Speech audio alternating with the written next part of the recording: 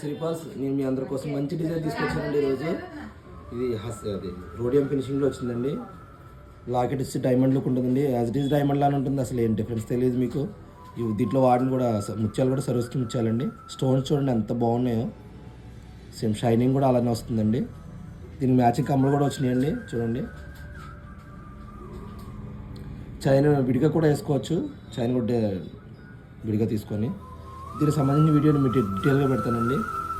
మరిన్ని అప్డేట్స్ కోసం మా ఛానల్ లైక్ చేయండి. Thank you.